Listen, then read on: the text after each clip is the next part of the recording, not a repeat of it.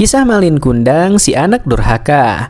Legenda ini berasal dari Sumatera, khususnya daerah Padang. Cerita ini sangat terkenal dan menjadi salah satu dongeng rakyat paling populer di Indonesia. Di pantai air manis Padang terdapat sebuah batu yang dipercaya sebagai Malin Kundang yang dikutuk menjadi batu. Batu ini memiliki bentuk menyerupai manusia yang sedang bersujud di samping pecahan batu seperti kapal karam. Tempat ini menjadi objek wisata yang sangat populer di Sumatera Barat. Cerita Malin Kundang awalnya diturunkan secara lisan dari generasi ke generasi.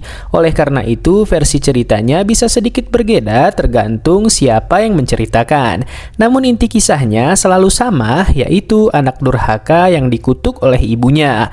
Dalam bahasa Minang, kata Malin adalah gelar untuk orang yang dihormati atau berasal dari keluarga alim atau berilmu. Ini menunjukkan bahwa Malin adalah sosok yang awalnya baik dan berpendidikan, tapi kesombongan mengubah segalanya. Langsung saja berikut kisah lengkapnya. Dahulu kala di sebuah desa nelayan kecil bernama Air Manis di tepi pantai Sumatera Barat, hiduplah seorang ibu dan anak laki-lakinya. Nama anak itu adalah Malin Kundang. Ia tinggal bersama ibunya yang biasa dipanggil Mande Rubayah. Ayah Malin sudah lama meninggal, jadi Mande Rubayah bekerja sendirian. Ia membuat kue dan menjualnya ke kampung sebelah setiap pagi. Malin selalu membantu semampunya.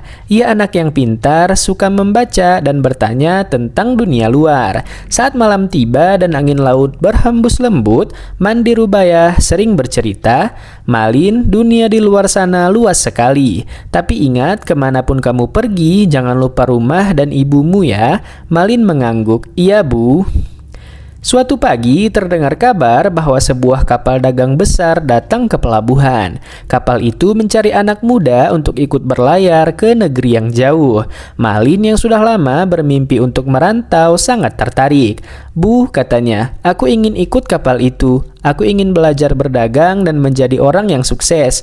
Mande Rubayah terdiam. Hatinya sedih, tapi ia tahu Malin punya impian yang besar. Ia memeluk anaknya erat-erat. "Kalau itu maumu, pergilah nak. Tapi ingat, pulanglah kalau kamu sudah berhasil. Jangan pernah melupakan ibumu ini," katanya sambil memberikan bekal nasi dan kain tenun kesayangannya. Malin pun akhirnya berdiri dan mengambil kesempatan yang diberikan oleh Mande. Malin pun pergi bersama kapal dagang yang datang ke sana. Perjalanan Malin tidak mudah. Ia pernah sakit di tengah laut, pernah kehabisan makanan, dan pernah hampir tenggelam saat badai datang. Tapi ia tidak menyerah. Ia belajar berdagang, belajar membaca peta, bahkan belajar bahasa asing. Bertahun-tahun berlalu, Malin pun kini menjadi saudagar muda yang sukses. Ia punya toko sendiri, kapal sendiri, dan banyak anak buah. Ia bahkan menikahi seorang putri bangsawan yang cantik dan baik hati. Namun dalam hatinya yang sibuk oleh harta dan kekuasaan, ia mulai melupakan kampung halamannya dan ibunya yang tinggal di sana. Hingga pada suatu hari, Malin dan istrinya memutuskan berlayar ke negeri seberang tanpa sadar bahwa salah satu tempat pemberhentian mereka adalah kampung halamannya. Saat kapalnya yang mewah berlabuh di pantai Air Manis, semua orang di desa pun kagum.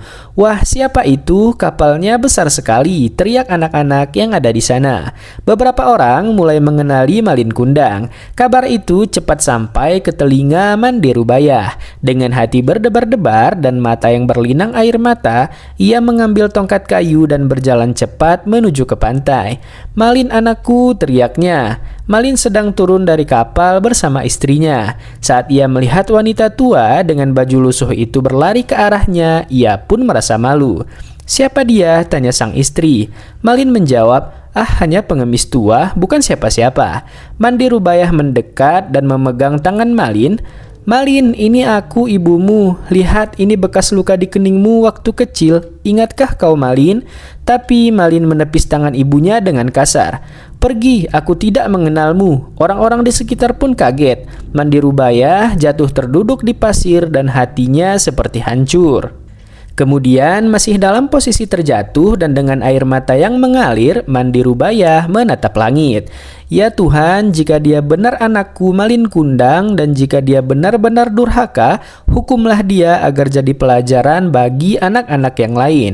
Tiba-tiba langit menjadi gelap, awan hitam menutup matahari, angin kencang bertiup, ombak bergulung tinggi, dan petir menyambar kemana-mana. Kapal Malin menjadi goyah, dan semua orang pun panik. Malin berteriak, "Ibu, ampuni aku." Tapi sudah terlambat, tubuh Malin mulai mengeras. Kakinya berubah menjadi batu, tangannya pun membatu. Tubuhnya menjadi patung yang berlutut dan menyesal. Kapalnya pun ikut berubah menjadi batu besar. Sampai hari ini, jika kalian pergi ke pantai air manis, kalian bisa melihat batu besar berbentuk seperti orang yang sedang bersujud. Orang-orang bilang itulah Malin Kundang, sosok anak durhaka pada ibunya. Cerita ini mengajarkan kita untuk selalu menyayangi dan menghormati ibu dan orang tua kita. Selain itu, kita tidak boleh berubah menjadi sombong walaupun sudah menjadi orang yang sukses. Dan juga cerita Malin Kundang mengajarkan kita untuk tidak lupa dari mana kita berasal dan dari mana diri kita berangkat. Meskipun menjadi cerita khas Indonesia, kisah anak durhaka yang dikutuk juga muncul dalam bentuk berbeda di beberapa negara lain seperti Thailand, Filipina, dan juga Vietnam. Artinya, pesan moral seperti bakti kepada orang tua adalah nilai universal di berbagai budaya.